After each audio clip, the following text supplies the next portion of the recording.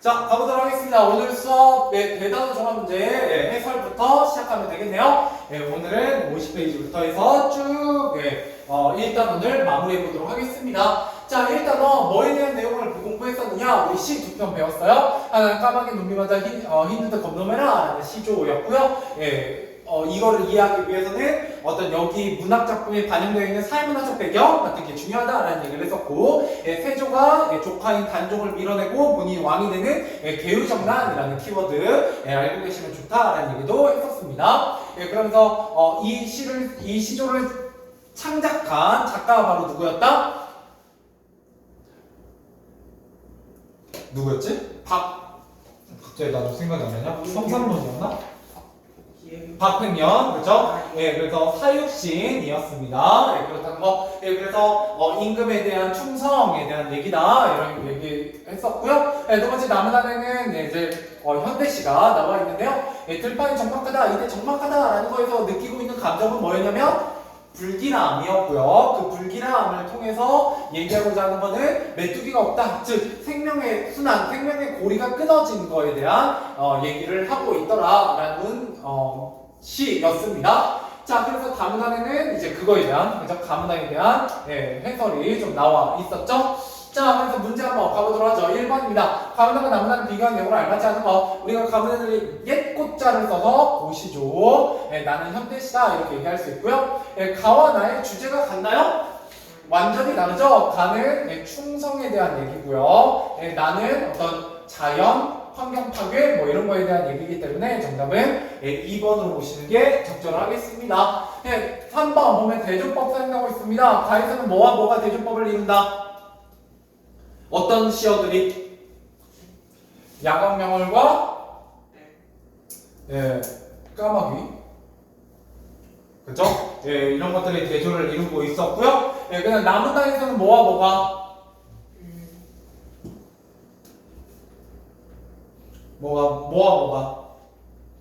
뭐가? 가을 풍경과, 그죠? 가을 풍경의 어떤 풍요로움과 적막함이 대조를 이루고 있다, 뭐 이렇게 볼 수가 있겠죠? 그래서 맞는 얘기고, 그 다음에 우리 시조라는 거 예정한 형식과 규칙을 따라 쓰게 됩니다. 특히 이 중에서 가장 두드러지는 건 뭐다? 제일 마지막 줄은 무슨 장?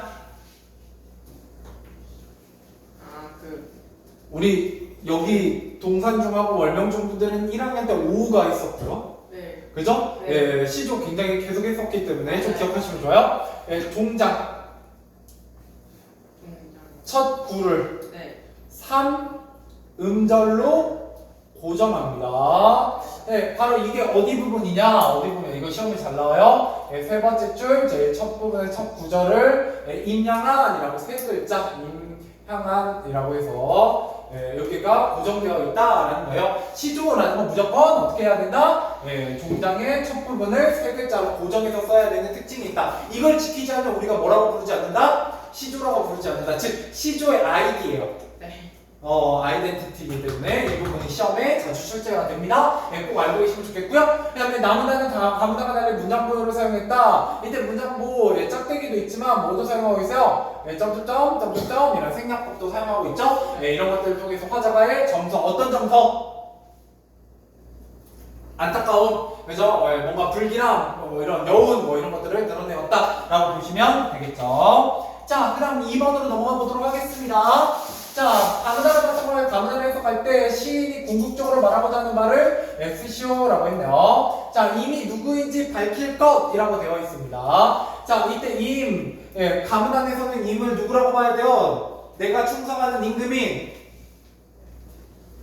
단종으로 봐야죠. 그래서 이렇게 써보죠. 단종을 향한 자신의 충성심은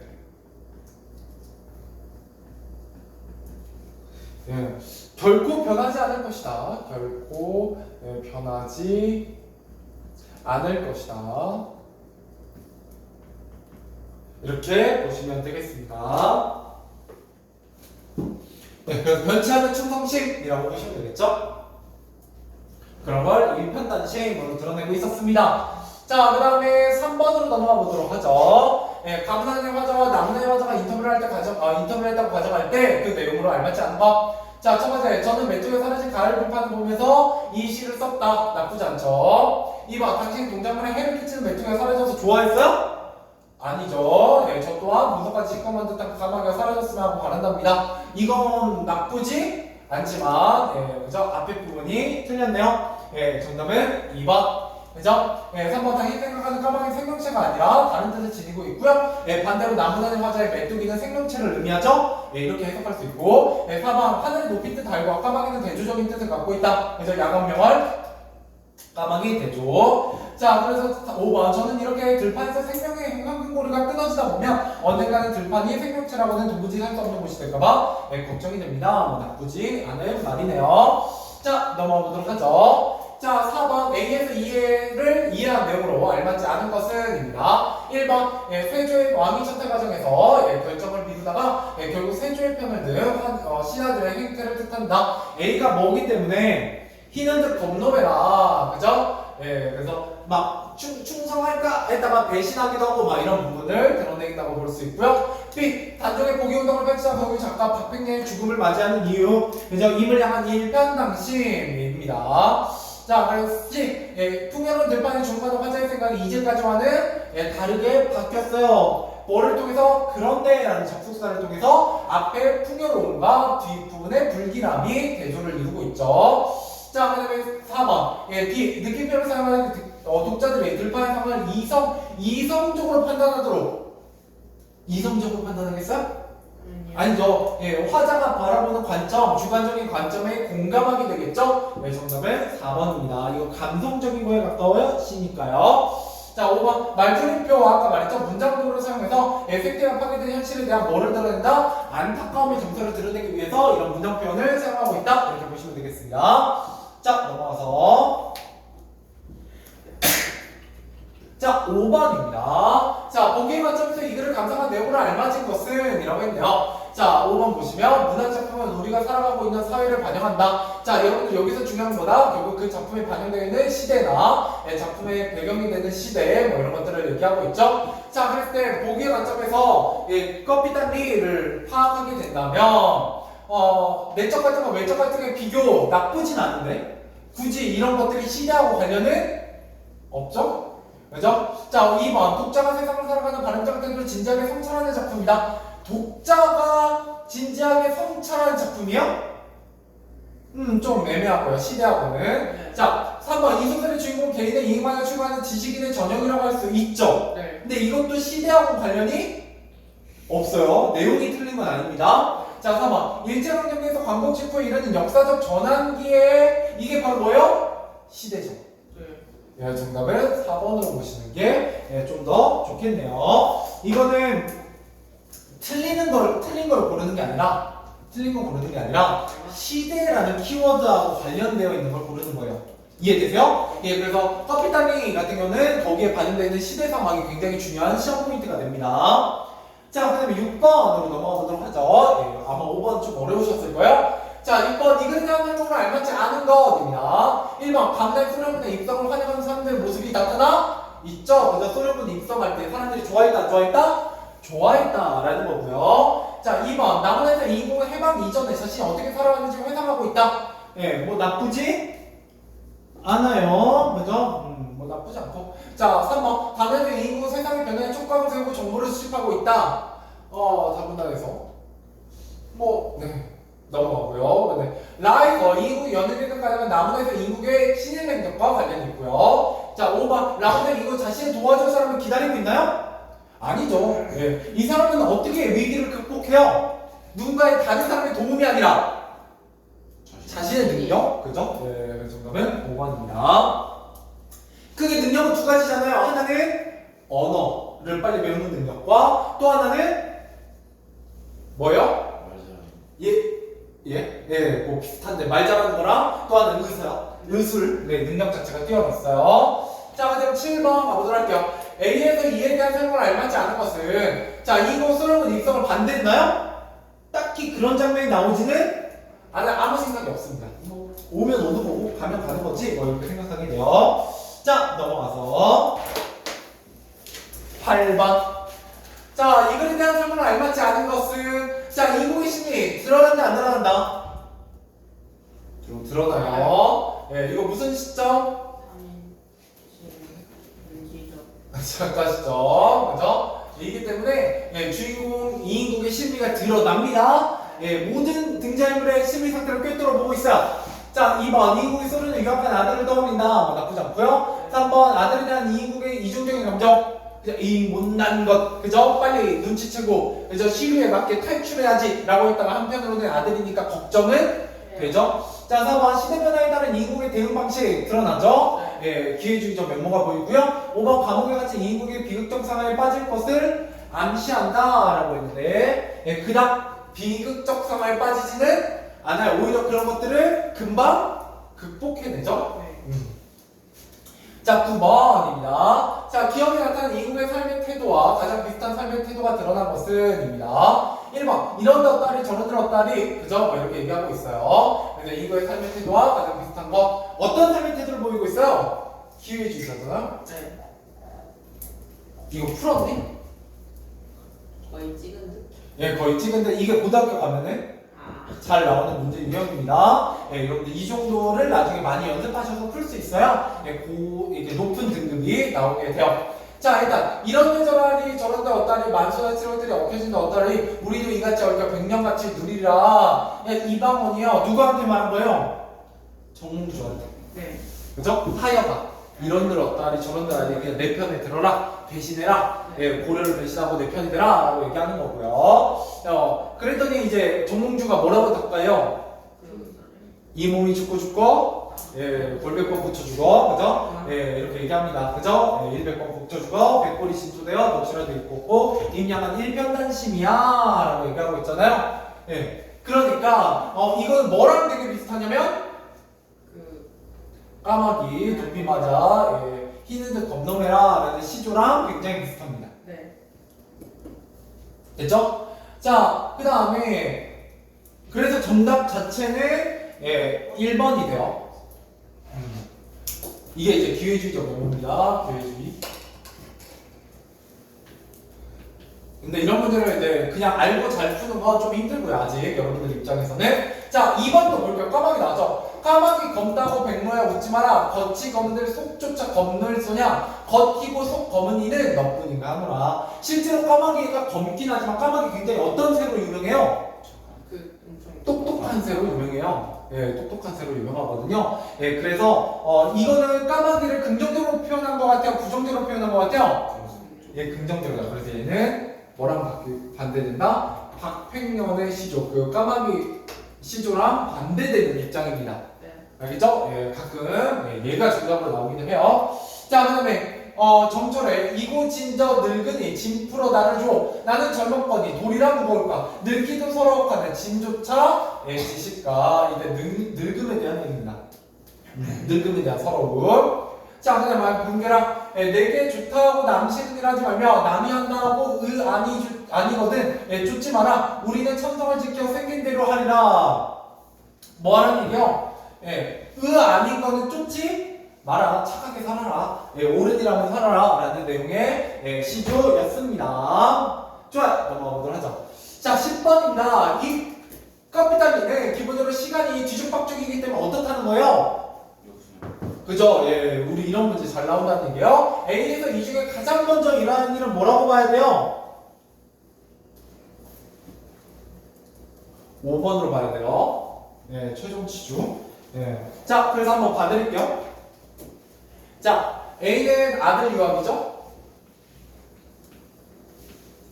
B는 사변이고요. C는 마누라 죽음이요. D는 월남이고요. 그 다음에 E는 최종 치주죠. 자, 잘 보세요. 이러고 나면 이렇게 쓰면 안 되고요. 잘 보시면 최종 치주 언제 한 거예요? 치안대에서 치주당한 거 언제예요? 이게 소련군 주둔기요. 됐죠? 네. 자, 그 다음에 아들 유학도 언제예요? 스탠코프 소자가 보내주는 거니까 소련 주둔기요. 사변은 언제요? 6.25예요. 그죠? 그리고 월남은 언제 해요? 6.25 그 1.4.5 때요. 6.25 전쟁 때 이것도 6.25예요. 그죠? 자, 그 다음에 마늘은 언제 죽어요?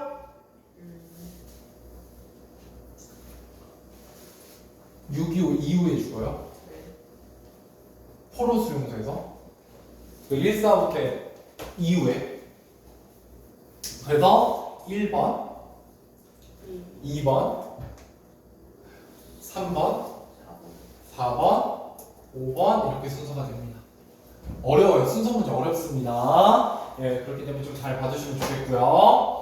자, 그 다음에 11번. 이후에 태세를 고려할 때 시간의 흐름상 남단과 가문단 사이에 어떤 일이 일어나느냐. 예, 남단과 가문단에서는 아들이 유학 가는 장면이 나오고요. 남단에서는 어때요? 예, 그 브라운 씨 나오고 있죠. 예, 스텝북과 관련지었어라 라고 되어 있어요. 자, 여기 최종 취조 이후에 갑자기 아들이 유학 보내는 거니까 그 중간에 무슨 사건이 있었어요? 감옥에 전염병이 퍼지고 스테코프 소재와 혹을 떼주는 사건이 중간에 있어야 맞는 얘기가 되겠죠? 그래서 바로 써볼게요. 그 사이에 이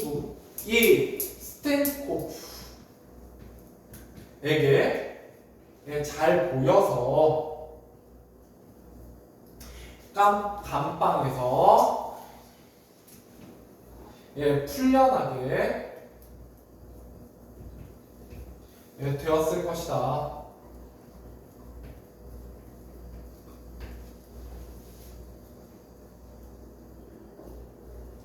이렇게 보시면 되겠습니다.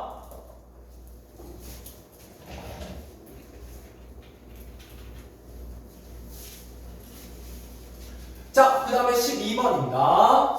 자, 보기를 참고하여 이글을 이해한 내용으로 알맞지 않은 것은 자, 소련군 주둔기와 6.25 전쟁 이후에 대한 얘기가 나와 있네요. 자, 야전 병원 군의관 스테코프를 통해 A를 짐작할 수 있고요. 스테코프 때문에 고려 청자화병 양주를 통해 그죠? 예, 전쟁 이후에 미군이 우리나라에서 권력을 잡고 있었다라는 거를 정확하게 알 수는 없죠. 왜냐면 이거를 뭐 해야 돼? 고려친정화병을 뇌물로 줘야 되고 양주를 받았다. 뭐 이것까지는 6.25 전쟁 이후는 조금 애매하네요. 그죠? 정답은 2번. 그러니까 전체적 맥락에서 좀 알 수가 있는데 그냥 이 단어만 딱 놓고 나서는 6.25 전쟁 이후에 어땠는지가 정확하게 드러나지는 않아요. 왜냐면 지금도 고려청정 화병이 있죠. 네. 지금도 양주 있잖아요. 네. 그죠? 6.25 전쟁 이후하고만 관련 있는 건 아니에요. 이렇게만 뚝 빼놓으면 알죠? 자, 그 다음에 13번입니다. 자, 가문하는 감상한 내용을 적절하지 않은 것은 입니다. 자, 1번 수술병에 따라 인구의 운명이 결정됐겠고요. 평상시에도 군의관의 조수로 부렸어요? 아니요, 이때만큼 자기가 주치우고 나의 우수 실력이 뛰어나기 때문이죠. 정답은 2번이 되겠습니다. 자, 그다음 14번입니다. 기억에 담긴 인구의 태도에 대한 평가를 알맞은 것은 이라고 했네요. 자, 기억. 자, 차라리 이인국 박사에게는 저렇게 많으니 무엇이 그리 소중하고 달갑게 여기에 대한 망설임이 더 앞섰다. 고려 청자를 브라운한테 갖고 왔을 때 느낀 감정이죠. 그랬을 때 정답은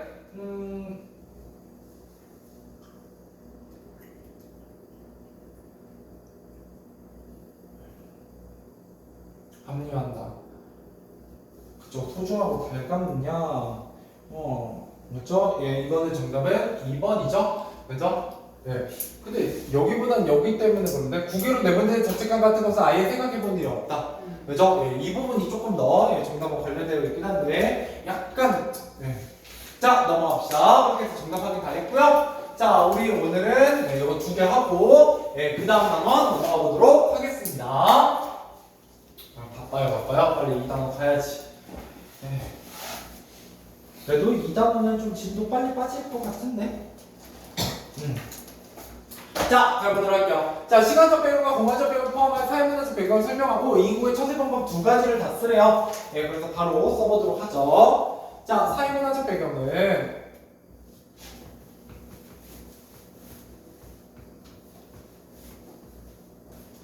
배경은 8.15 해방 직후 소련의 영향력이 막강했던 북한이며 인국은 당시 지배 세력인 소련인에게 잘 보이기 위해 노어를 익히고 아들의 소련 유학을 결정하였다.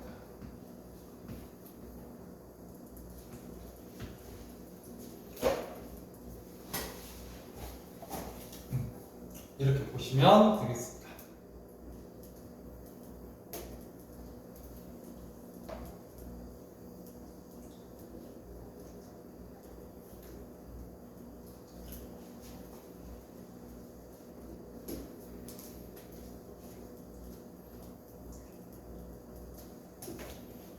좀 길지?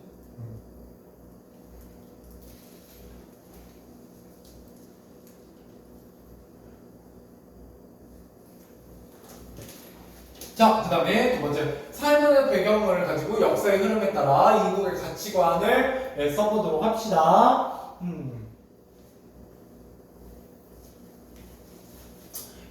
저기만 씁시다. 삶의 배경을 좀 안 쓰고. 자, 이 인국은 시대가 어떻게 바뀌든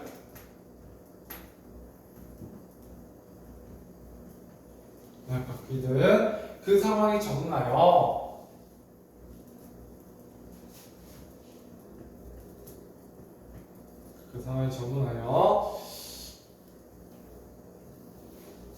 자신은 잘 살 수 있다고 생각하며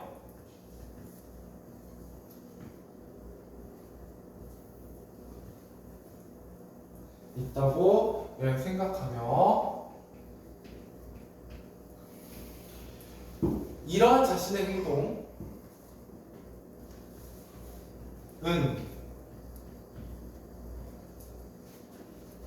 다른 사람에 비해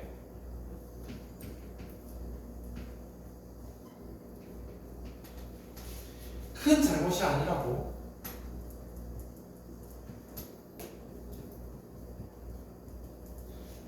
생각한다.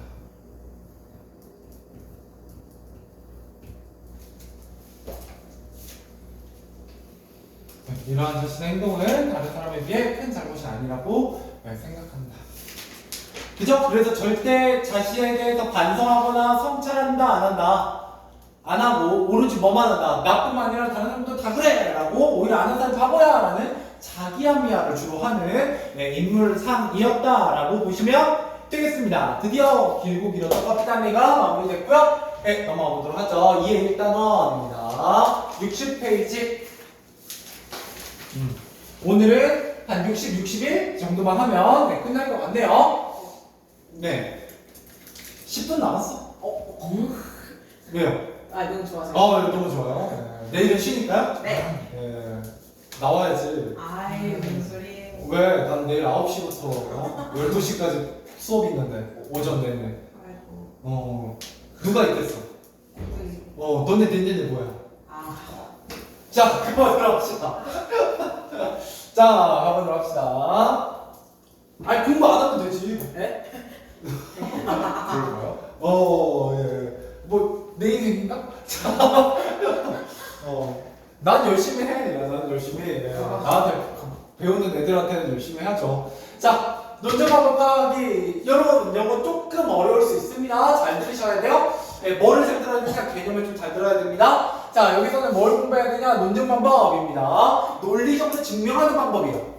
그러니까 논설문 같은 데서 내가 그 주장을 논리적으로 증명하기 위해서 쓰는 그 설명 방법이 있거든요. 논리 방법이. 그래서 혹시 그 논술학원 같은 데 다니셨으면 잘 알만한 내용입니다. 자, 논증의 뜻과 요소입니다. 논증.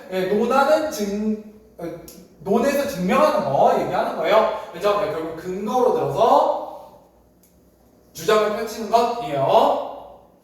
그래서 근거에 이끄는 주장의 참이라는 점을 상대방을 모아하기 위해서 설득하는 것, 이런 것들이 바로 논증이다라는 겁니다. 그래서 주장이라는 건 결론으로서 대상이나 문제에 대한 자신의 생각이나 의견이라고 보시면 되겠고요. 근거 같은 전제 논거로서 주장을 뒷받침하는 객관적인 자료입니다. 이건 의견이고 그래서 주관적이요.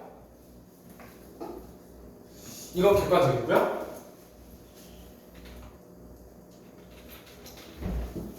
자, 그 다음에 다양한 논증 방법입니다. 자, 그래서 여기 보시면 크게 세 가지 꼭 알고 계셔야 돼요. 이거 중요하고 이미 되어 있지만 이거 세 개는 꼭 외우셔야 됩니다. 달달달 외우셔야 돼요. 개념을 완벽하게 알고 계셔야 되고요. 그리고 나면 그 예시랑 연결짓기까지 되어 있어야 돼요. 알겠죠? 그러니까 어렵지 않아. 생각보다 그렇게 어렵지 않으니까 잘 들어보세요. 제가 쉽게 알려드릴게요. 자, 첫 번째 개별적인 특수한 사실이나 원리에서 일반적으로 보편적인 명제나 법칙을 이끌어내는 논증 방법이라고 되어 있습니다. 잘 보시면 개별적인 거에서 일반적인 걸로 나아가고 있죠? 이런 거 우리가 귀납이라고 합니다.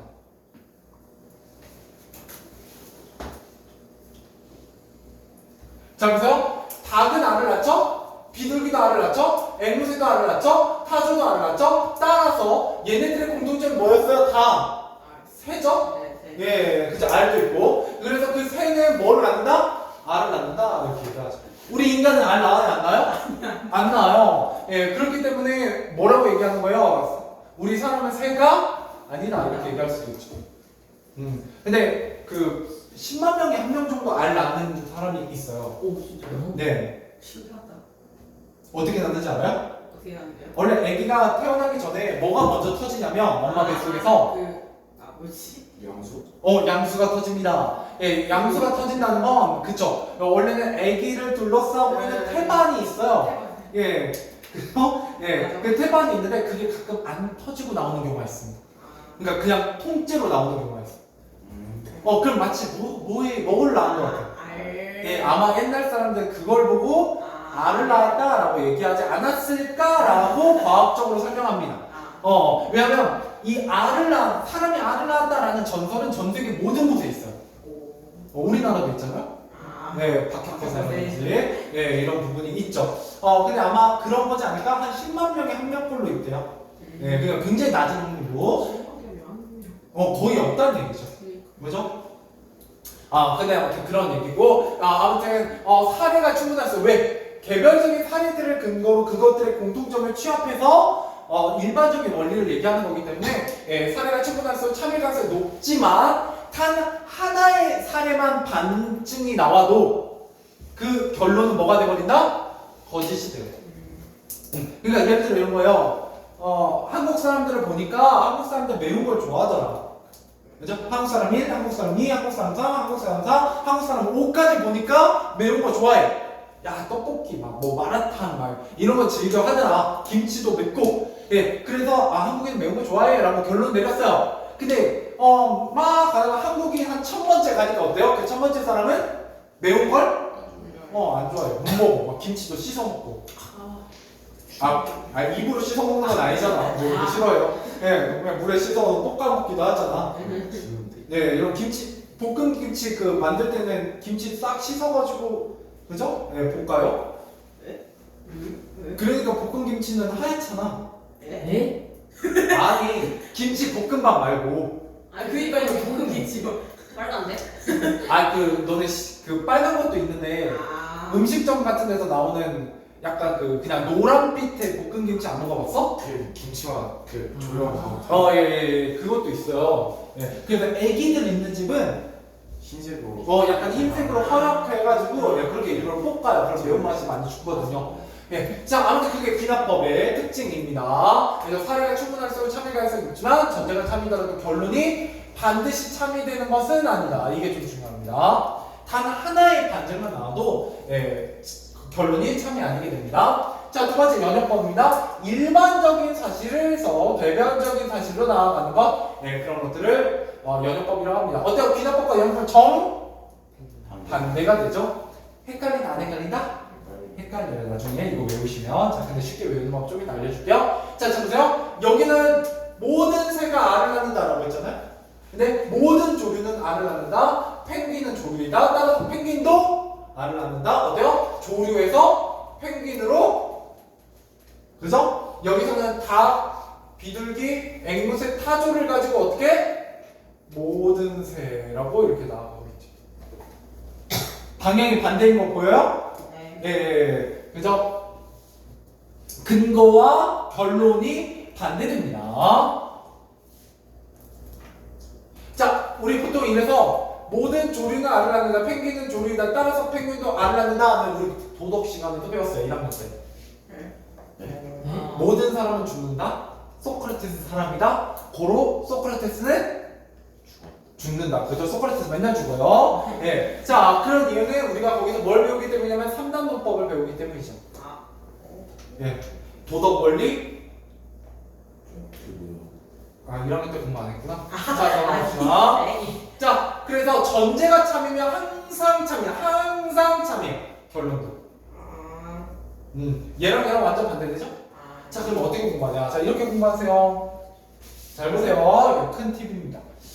되게 어이없는데요. 되게 잘 외워져요. 원래 이런 게 잘 외워져요. 자, 잘 보세요. 귀납법, 연역법.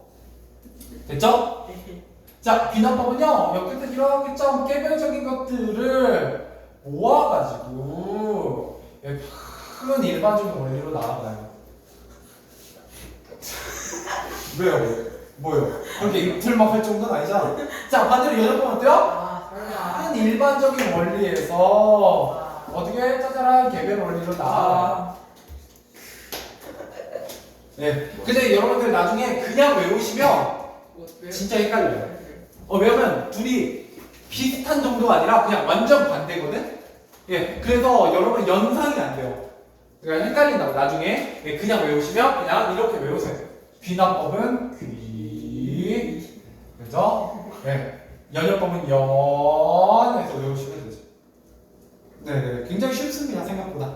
네, 이렇게 외우시면 실제로 학교에서도 이렇게 많이 알려줘요. 학교 선생님들도. 네, 왜냐하면 여러분들 이거 잘 구분이 안 되거든요. 이거 나중에 고등학교 때도 나옵니다. 자, 그 다음에 여러분 하나 더 추가되어 있습니다. 하나는 뭐냐면 두 대상이 여러 면에 비슷하다는 걸 근거로 들어 다른 특성도 비슷할 것이라고 추론하는 거. 자, 이거는요 무조건 두 대상 가지고 얘기하는 거예요. 그러니까 A하고 B가 있어. 근데 내가 이미 뭐는 알고 있어요? A는 알고 있는 대상이야. 근데 뭐를 새로 알고 싶어요? B를 새로 알고 싶어요. 근데 A하고 B가 둘 사이에 뭐가 있다는 거예요? 공통점이 있어요. 유사점이. 아, 그러면 A랑 B가 비슷하니까 A가 가지고 있는 이 A라는 속성이 B에도 있으니까 나머지 특성, B, C 특성도 B에 있다라고 미루어 짐작하는 거예요. 좀 더 쉽게 설명할게요. 예를 들어 이런 거예요. 제가 혜인이를 알아요. 근데 내가 예인이를 몰라. 그럴 수 있지. 그런데 이 예인이가 내가 궁금한 거야. 자, 그러면 내가 잘 아는 혜인이하고 예인이를 보니까 좀 비슷한 것 같아. 왠지 모르겠는데. 그죠? 네. 왠지 모르겠는데 비슷해. 그럼 어떻게 하는 거예요? 아, 내가 아는 혜인이의 속성이 누구에게도 있겠구나. 예인이한테 있거든. 그래서 실제로 여러분 친구 잘 사귀라고 하는 이유가 그거예요. 왜? 친한 친구는 보통 닮아요. 비슷한 놈들끼리 친해요. 그래서 여러분 학원에서도 쟤 진짜 짱친이에요 하고 데리고 오잖아요. 그러면 이미 걔는 선배님들도 그렇고 선배님들이 선입견을 갖게 돼요. 누구에 의해서 이미. 그 친구. 데리고 온 애가 어떤 애냐에 따라서 이 친구가 좋은 친구겠구나. 아니 요주에 인물일 수 있겠구나. 이런 거를 이제 구분이 되는 거죠. 그죠? 네. 자, 그래서 이게 유추예요. 이게 유추. 이때 유자가 무슨 유자? 유사성 할 때 유자입니다. 예, 두 대상의 비슷한 점을 들어 추론하는 거예요. 예, 그리고 네 글자로 뭐라고 하냐? 유비추리라고 합니다. 유비라는 건 비슷한 걸 비교해서 추리한다는 얘기예요. 자, 그런데 얘가 어떤 특징을 갖냐? 잘 보세요. 예시. 이것까지만 하고 끝낼게요. 자, 독수리는 부리와 날개가 있고 하늘을 날며 알을 낳는다. 꾀꼬리도 부리와 날개가 있고 하늘을 낳는다. 따라서 꾀꼬리는 알을 낳을 것이다. 자, 독수리하고 어때요? 꾀꼬리가 비슷하죠? 네. 그러니까 알을 낳을 것이다 라는 것이 비슷할 거다라고 미루어 짐작하는 거예요. 근데 뭐랑 비슷하니 얘가? 구체적인 사례를 가지고 귀납법의 한 종류예요. 아. 근데 뭐가 틀리다? 귀납법은 구체적 예시가 3개 이상. 3개 이상. 무조건 핵이. 네, 3개 이상. 여기서는 중학교 시험에 유치는 무조건 뭐? 2개. 알겠죠? 여기까지 하도록 하겠습니다. 고생하셨어요.